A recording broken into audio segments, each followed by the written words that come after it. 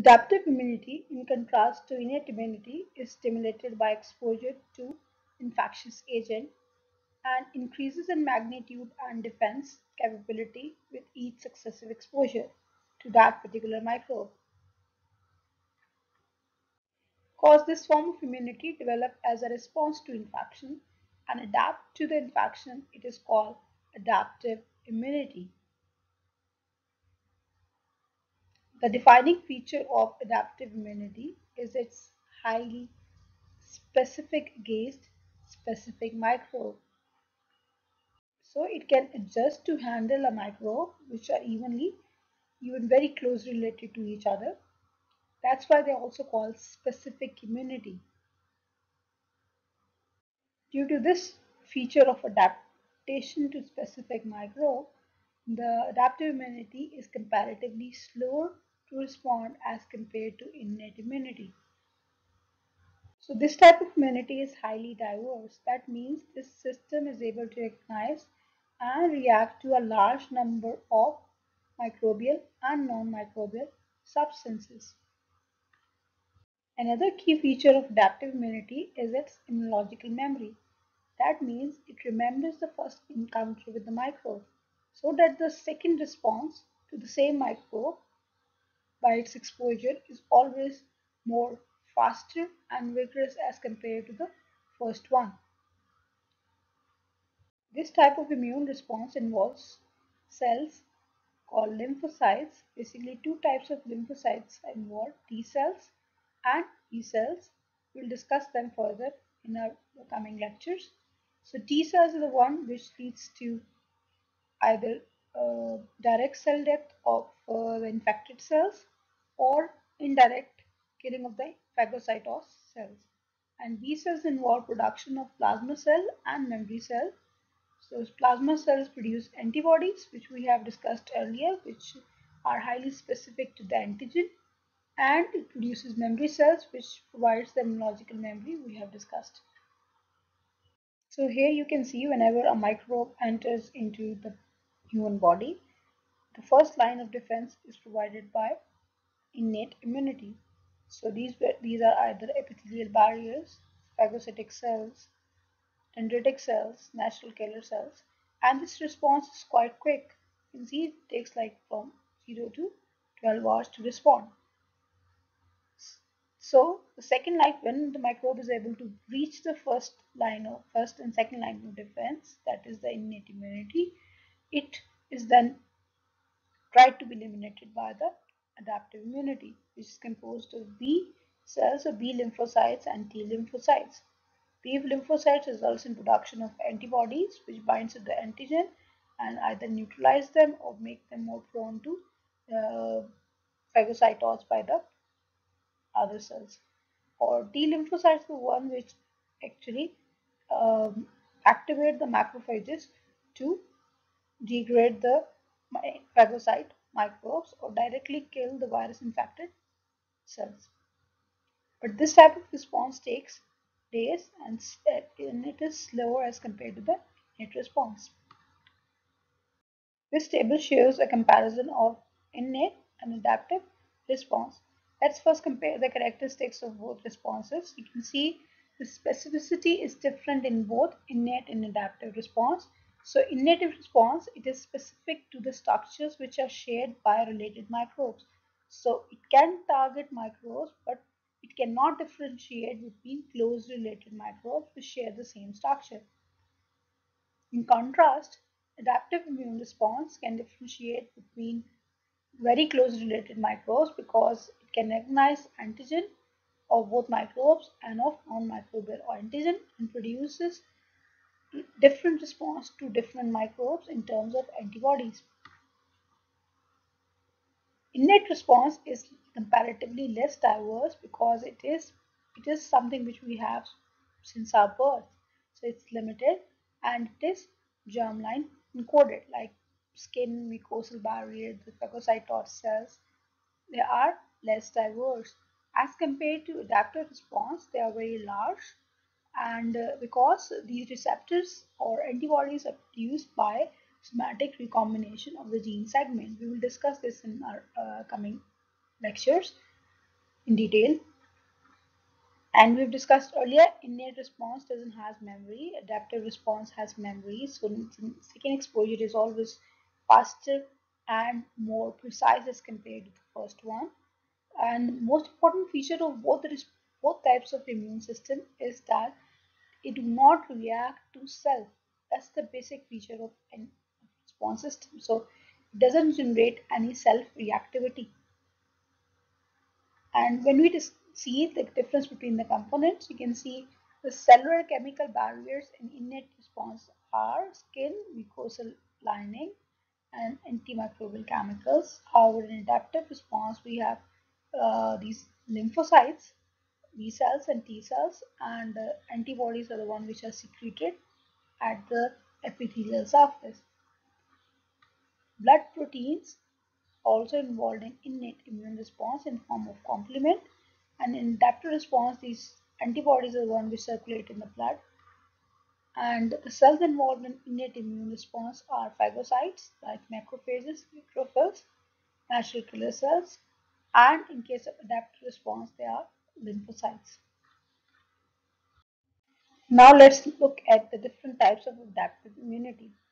So we can classify them on the basis of different features, like on the basis of exposure. We can identify them as primary adaptive response or secondary adaptive response. On the basis of acquisition, whether they are acquired by a natural procedure or by artificial one, they are classified as natural immunity or artificial immunity. And on the basis of response, what type of cells are involved, either B cell or T cells, it's either humoral response or humoral immunity or cellular immunity. Specificity and memories in case of adaptive immunity is achieved by essentially programming certain cells involved in immune response to respond rapidly to subsequent exposure of the pathogen. Now let's look what's the difference between a primary response and a secondary response. Primary response is a response to the first exposure of that specific microbe by the body. So this response is comparatively slower. As you can see, there is a gradual increase in the number of antibodies against that specific antigen. Eventually, the microbe or antigen is removed by the end of this response, and this host body has some memory cell which can recognize that specific pathogen in future. Secondary immune response is generated when the same microbe again tries to gain entry into the body, and you can see this response is relatively faster and stronger as it produces large amount of antibodies in a shorter period of time because of the initial memory cells it has from the primary response. So remember, the primary response is always slower and weaker, and the secondary immune response is always faster and stronger. This is just an overview of active immunity and passive immunity, how they are gained. So in active immunity, it's acquired by intake of antigen or microbe, and it takes like days or weeks to develop those specific antibodies and for recovery. So it is highly specific to that microbe, and as B cells are activated and memory cells are produced, so it has a memory and it is long-term protection.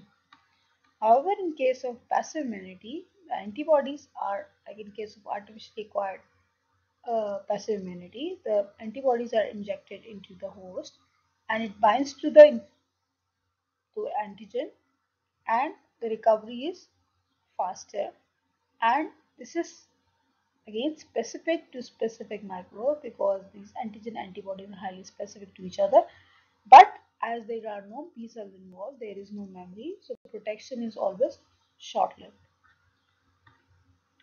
Adaptive or acquired immunity can be either acquired by natural means or by artificial means.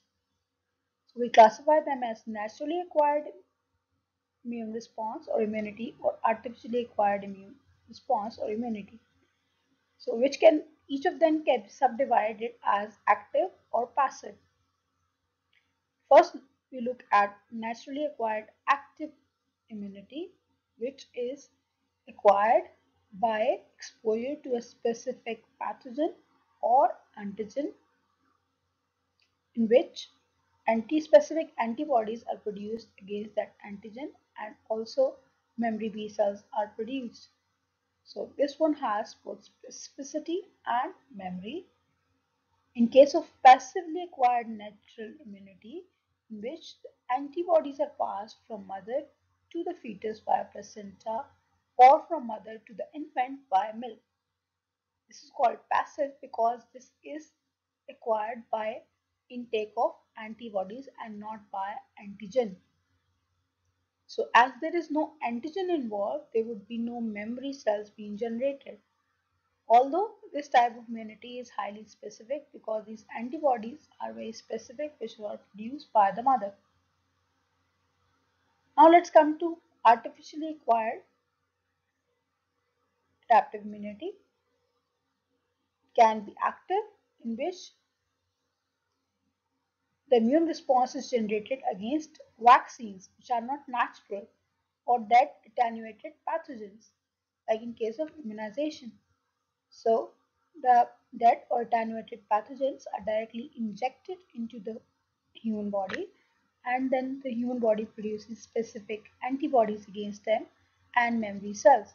So it has both specificity and memory, but this is acquired by an artificial means by means of injections. So second type of passive artificially acquired immunity is by intake of antibodies via the injections. So this one also is highly specific, but it doesn't have any memory because no antigen is involved. So always remember, active immune response or immunity, whether it's natural or artificial, it's always long term because of the memory cell, and passively acquired immunity, whether natural or artificial, is also always short term protection. On the basis of types of cells involved in the adaptive immune response, it can be classified as humoral immunity or cellular immunity. In humoral immunity, the pathogen activates the B cell, which matures into plasma cell. These cells then secrete highly specific antibodies which bind to that specific microbe or the antigen and helps in its elimination. When this pathogen activates the T cell, they can undergo two different pathways, either leads to activation of cytotoxic T cell or T helper cell. Here we'll discuss like T helper cells then produce specific type of chemicals which helps in elimination of that microbe. And if cytotoxic T cells are involved, it results in lysis of the virus infected cells. So we'll discuss this procedure further in our upcoming lecture. Now let's see how B cell activation lead to memory cell. So whenever B cell finds an antigen, it binds to it, and then it's activated by T helper cell, which causes it to divide into plasma cell and memory cell. As we have discussed, plasma cell secrete antibodies which bind to that specific invader and helps in elimination, because there are some specific phagocytic cells or eater cells which prefer those pathogens which are labeled with the antibodies.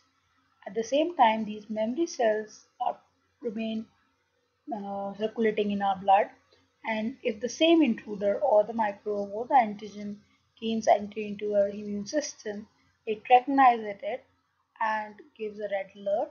So a secondary immune response is generated, which is much quicker and stronger as compared to the primary response. So class, it's time for second concept checkpoint. So first question is, you have to compare and contrast both innate and adaptive immune response in terms of specificity and reaction time. Second question is, Why both the types of immune responses, like innate and adaptive, are necessary for our defense. And third question is, Aisha had a chicken pox at the age of 7. 5 years later, her brother Ali also had chicken pox. Why did Sarah didn't had chicken pox again when Ali became infected? Try to find out answers to these questions and we'll discuss their answers in our interactive session.